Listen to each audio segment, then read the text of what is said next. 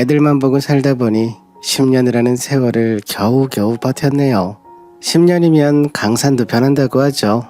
그만큼 긴 세월인데 지나고 나서 돌아보니 왜 이리 짧은지 모르겠네요. 저는 결혼하기 전에는 적당한 규모의 회사에 다녔어요. 나름대로 열심히 일하면서 돈도 모았는데요. 그렇게 매일매일 큰일 없이 지내다가 친구 소개로 남편을 만났고 외모나 체격도 마음에 들고 사업 중이라는 남편 모습이 멋있어 보여서 연애하다 결혼하게 됐죠.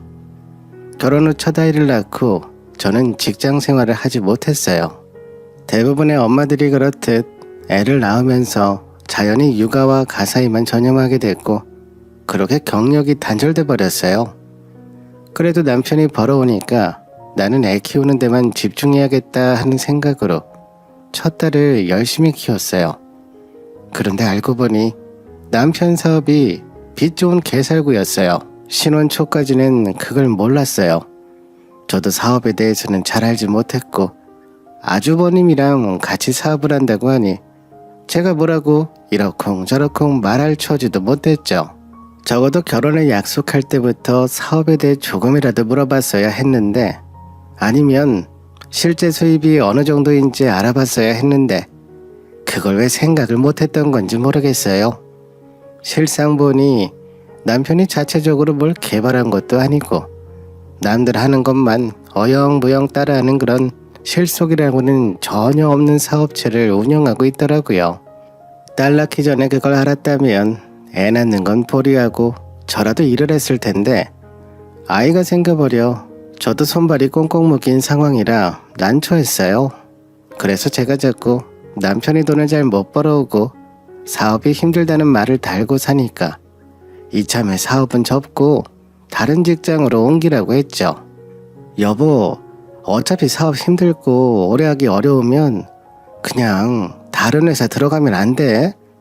지금 우리 태희도 한참 클 때라 돈이 많이 필요한데 어린이집 다니고 학교 다니면 애 교육비만 해도 만만치 않잖아.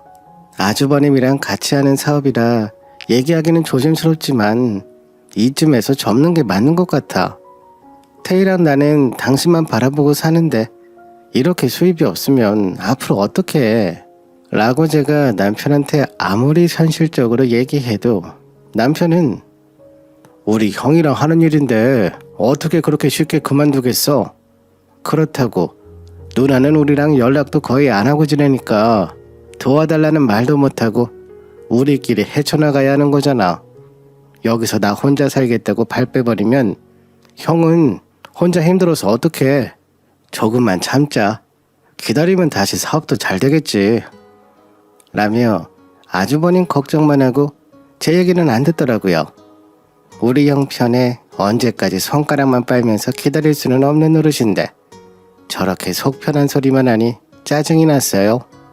게다가 시어머니까지 나서서 형제끼리 잘 버티라며 부추기는 거예요. 언제 남편한테 전화하시더니 형이랑 사업하는 게 잘 안 된다며. 그래도 인생사 세웅지 말라고 그렇게 버티다 보면 잘 풀릴 날이 올 거다. 네 누나랑 나랑 연락도 제대로 안 하니 내가 너희 두 형제만 믿고 산다. 너희끼리 돈독하게 지내야 돼. 알았지?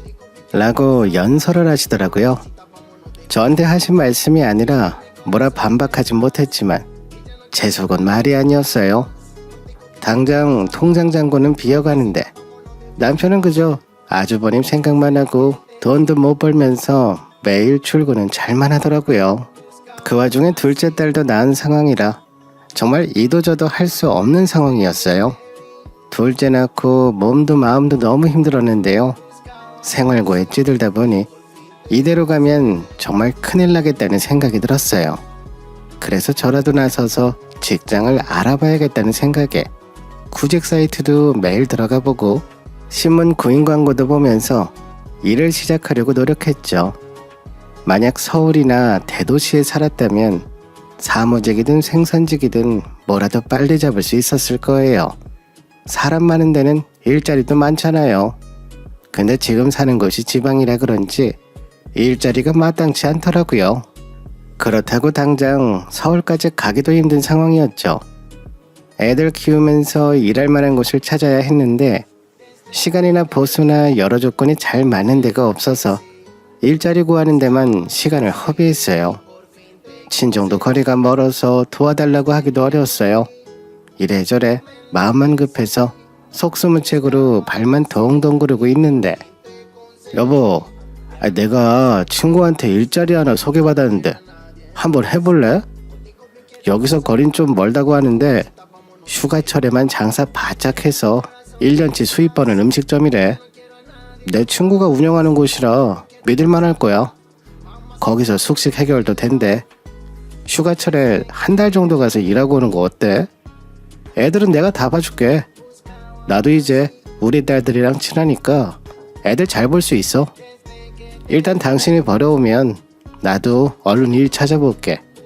같이 벌면서 애들하고 부족하지 않게 살아보자. 라며 남편이 저한테 갑작스러운 제안을 하는 거예요. 저는 조건은 괜찮은데 애들하고 떨어져서 일해야 된다는 점이 좀 마음에 걸렸어요. 하지만 우리 처지에 찬밥 더운 밥 가릴 처지가 아니라는 생각이 들었고 남편 말을 듣고 안내받은 주소대로 식당에 찾아가 봤죠. 버스 타고 가는데 오랜만에 경치 구경도 실컷 하고 살던 곳에서 잠시나마 벗어난다는 생각에 조금은 설레기도 했어요. 창밖에 지나는 산이며 나무며 들이며 새삼스럽지 않은 풍경인데도 육아와 생활고에 지친 마음에 단비가 내리는 것 같았죠. 차 안에서 일이 힘들더라도 어떻게든 참고 버텨서 남편이랑 애들한테 보탬이 돼야겠다는 다짐을 하고 가게에 찾아가 봤어요. 근데 식당이 뭔가 좀 이상했어요. 식당이라면 대부분 통유리로 되어 있거나 누가 봐도 음식점으로 보일 만한 외관이어야 하잖아요. 남편이 소개해준 곳은 간판 이름부터가 심상치가 않고 매장 안이 하나도 안 보이게 나무로 인테리어가 되어 있더라고요. 그래서 이거 좀 이상하다 싶어 차마 들어가지는 못하고 기웃거리니까 지나가던 분이 저한테 아줌마, 왜 술집에서 기웃거려요? 여기서 일하려고?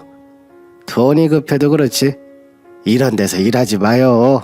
여기 질 나쁜 데야. 라고 하며 가시는 거예요. 그때 제가 뭔가 쎄하게 느껴진 게 괜한 촉이 아니었구나 싶었죠. 저는 그 말을 듣자마자 순간적으로 너무 열받아서 바로 남편한테 전화했어요. 당신 제정신이야? 어떻게 나를 술집으로 보낼 수가 있어? 여기 와서 한번 봐봐. 여기가 음식점이라고? 누가 나보고 지나가면서 왜 술집을 기웃거리며 보냐고. 돈 급해도 이런 데서 일하는 거 아니라잖아. 솔직히 당신이 내 말을 듣고 다른 데 취직했으면 내가 이 고생을 하겠어? 계속 형님 하더니만 처자식은 굶든 말든 신경도 안 쓰잖아. 내가 집안일하고 애들 키우면 당신이 돈 벌어야 될 거 아니야. 여태 내가 모은 돈으로 겨우 버텨왔으면서 집안 식구들은 다 내팽개치고 그 알량한 자존심 때문에 되지도 않는 사업 접지도 않고 그러면서 나보러 돈 벌어오라고? 그래, 그것까지는 그렇다 치자. 어쨌든 나도 애가 둘이니까 먹여 살려야 하니까. 근데 하다 이제는 마누라를 술집으로 보내? 미쳤어? 어디 할 짓이 없어서 마누라를 이상한 업소로 보내. 나 이런 데서 일 못해. 당신은 되지도 않는 사업 빨리 접고 제대로 된 데 취직해서 돈 벌어와. 아니면 당신이 여기 와서 직접 가게 보고 들어가서 일 시켜달라고 해. 어디 이런 데를 마누라를 보낼 생각을 해? 라고 쉴 틈 없이 쏘아댔어요. 남편은 제 말에 당황했던 건지 아이 미안해. 나는 그냥 친구한테 전화 받고 괜찮은 곳인 줄 알았어. 이상한 곳인 줄 알았으면 절대 당신 안 보냈지. 내가 다 미안해. 일단 다시 집으로 와. 나도 얼른 일자리 알아볼게. 여태 당신 덕분에 겨우 버텨온 거 나도 알아. 미안해. 앞으로 내가 더 잘할게. 나도 돈 빨리 벌어올 테니까 조금만 버텨주라. 라며 미안하다고 싹싹 빌더라고요. 저는 속에서 천불이 나서 하루만 여기서 자고 내려갈까 했어요. 그냥 찜질방에서 하루 쉬고 마음 추스른 뒤에 내려가고 싶더라고요. 그래서 어차피 차비며 간단히 식사 해결할 돈은 들고 왔으니 맛있는 거 먹고 기분 전환 좀 하자는 마음에 정처 없이 걸었어요. 여태 애들 돌보고 집안일 하느라 밖에도 제대로 못 나갔거든요. 마트 가거나 어린이집 갈 때나 나갔지 맨날 집에만 있었는데 기왕 이렇게 된 거 바깥 공기나 실컷 쐬자는 마음이었어요. 걷다가 마음에 드는 데 들어가서 밥 먹고 근처 찜질방 같은 데 알아보고 자고 가려고 했죠. 근데 여기가 관광지라 그런지 은근히 사람들도 많고 상가들이 다 활기차 보이더라고요. 분위기 자체가 괜찮아 보여서 이곳저곳 구경하기 시작했어요. 그러다 차라리 여기 온 김에 다른 일자리를 한번 찾아보는 건 어떨까 하는 생각이 드는 거예요. 마땅한 곳이 없으면 다시 집에 가서 찾아보면 되니까 어차피 여기까지 왔으니 식당이든 어디든 일할 만한 곳을 찾아봤죠. 만약 일할 곳이 없다면 다음날 바로 집에 가면 되는 거니까요. 혹시 내 인연이 닿는 곳이 있지 않을까 하는 기대감이 들기도 했어요. 다만 제가 술집을 보고 충격을 많이 받아 그런지 일반적인 호프집이나 깔끔한 술집이어도 왠지 싫더라고요. 남자들 많은 데는 눈길도 주기 싫었어요. 한번 크게 내이니까 괜히 남자들이 우글우글한 가게는 지나가기만 해도 위축되는 거 있죠. 사실 정말 아무것도 아닌 일이었는데 마음이 많이 상해서 자꾸 움츠러들었어요. 근데 아무래도 술집이 잘 되긴 하니까 대부분은 술 장사하는 곳이더라고요. 저는 건전한 곳이라 해도 술집에서는 일할 자신이 없었어요. 그래서 제가 일할 곳은 없는지 눈을 번뜩이며 두리번거리고 번화가를 정처 없이 걷다 보니 어떤 조그마한 식당이 눈에 들어왔어요. 식당이라 해도 규모가 큰 것도 아니었고 간판이 현란하거나 인테리어가 돋보이거나 그런 건 전혀 없었어요. 그냥 소박한 가정식 음식점 같은 곳이었죠. 깔끔한 백반집, 기사식당 그런 느낌이었어요. 근데도 일반적인 음식점보다는 뭔가 세련되기도 하고 정갈한 분위기였어요. 물론 장사가 잘 되는 것 같은 느낌이 들진 않았어요. 아무래도 규모도 작았고 대류번에 있는 곳도 아니었으니까요. 이런 데는 사장님 혼자 운영하면서 겨우 유지되는 곳이구나 하는 생각이 들었죠. 근데 출입문에 직원 구함 두 글자가 큼직하게 쓰인 종이가 붙어 있더라고요. 자세히 보니 미성년자만 아니면 되고 성실하게 오래 일할 사람을 구한다고만 써 있었어요. 그래서 일단 문을 열고 들어가 봤죠. 왠지 저를 위해 붙은 공고가 아닐까 하는 막연한 기대감이 들기도 했어요. 그리고 식당 일이면 설거지라도 당장 할 수 있었고 일이야 배우면 되는 거라 저 같은 초보자도 쉽게 도전할 수 있을 것 같았거든요. 딱히 조건이 까다로운 것도 아닌 것 같아서 용기 내서 문을 열었어요.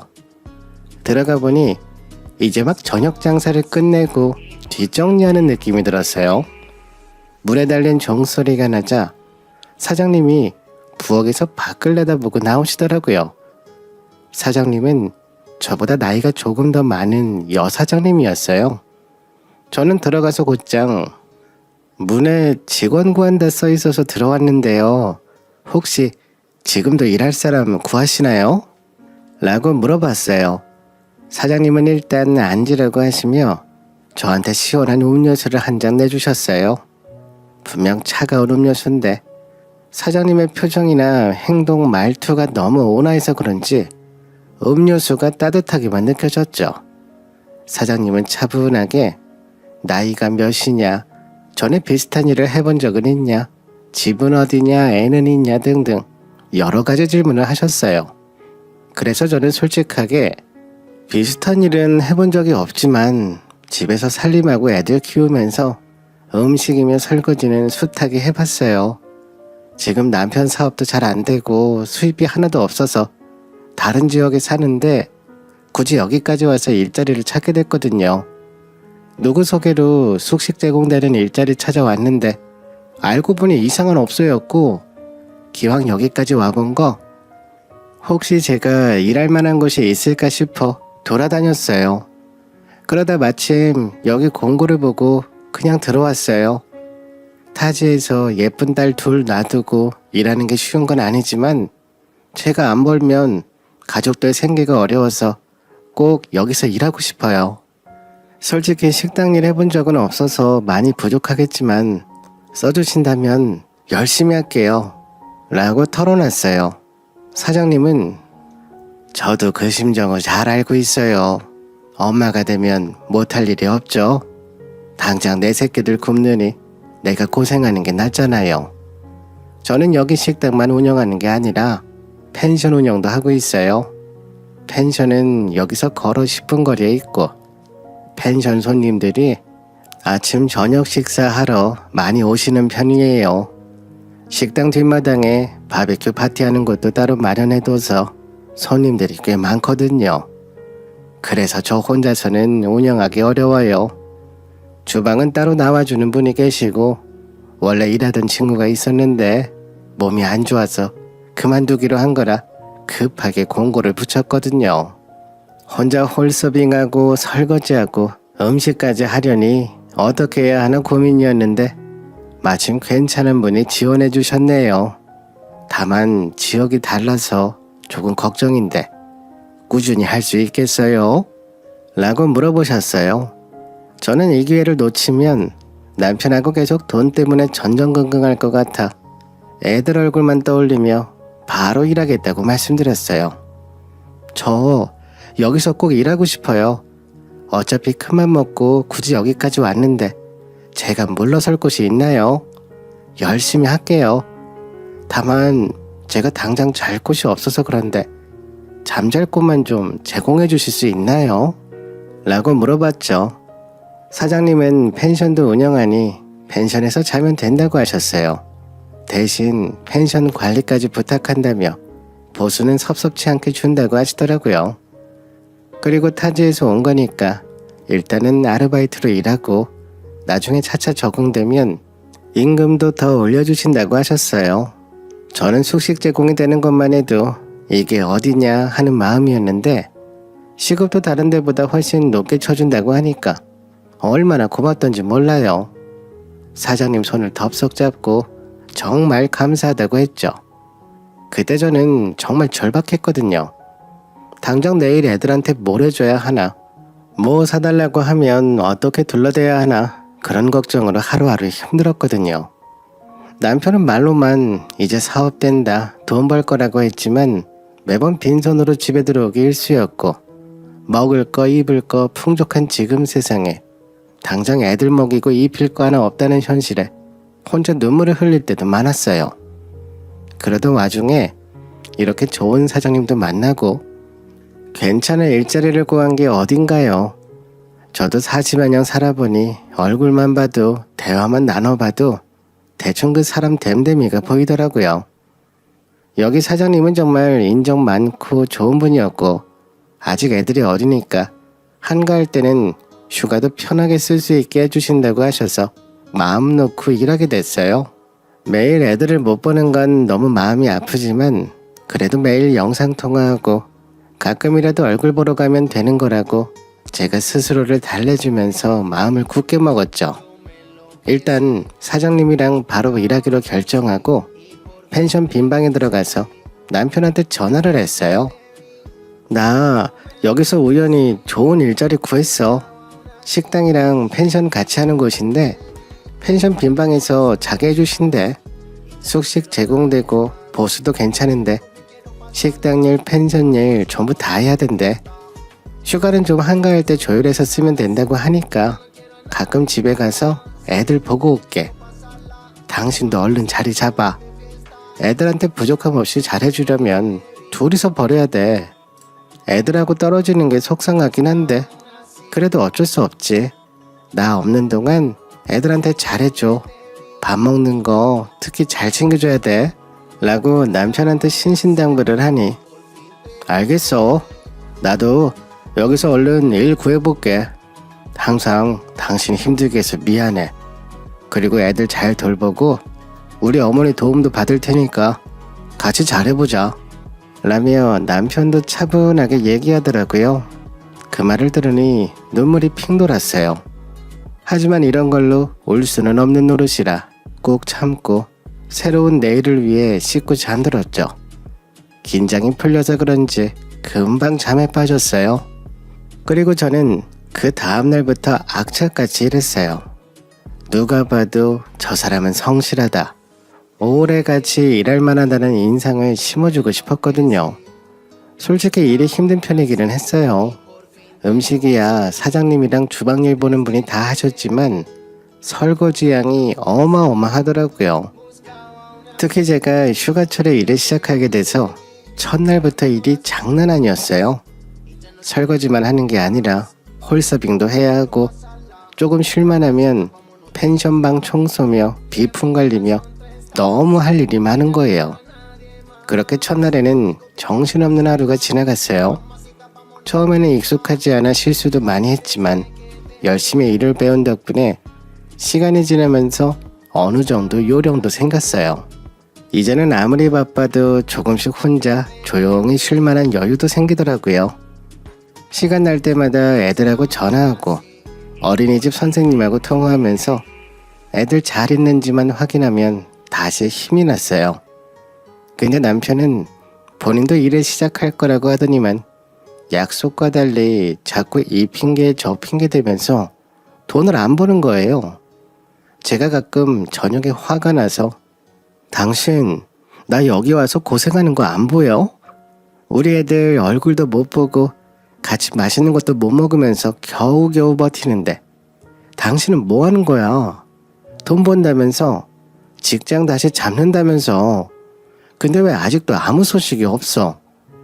생산직이라도 들어가서 일해야 되는 거 아니야? 어차피 애들 어린이집 종일반이라 당신이 크게 신경 쓸 것도 없잖아. 정 늦으면 어머님도 계시고 라고 한마디 퍼부어버리면 남편은 내가 놀고 싶어서 놀아. 일이 안 구해주는 걸 어떡해. 그리고 당신 수입으로 일단은 버틸 수 있으니까 조금만 기다려주면 안 돼? 이렇게 사람을 못 잡아먹어서 한달이야. 내가 사업 망하고 싶어서 망했어? 아주 동네방네 남편 모자라다. 사업 말아먹었다 광고를 하고 다니지 그래? 라며 비꼬고 자기가 더 화를 내는 거예요. 처음에는 남편이 미안한 태도를 보였는데 점점 편해가더라고요. 정말 어이가 없어서 남편이 저렇게 적반하장으로 나오면 저도 더 말하기도 싫고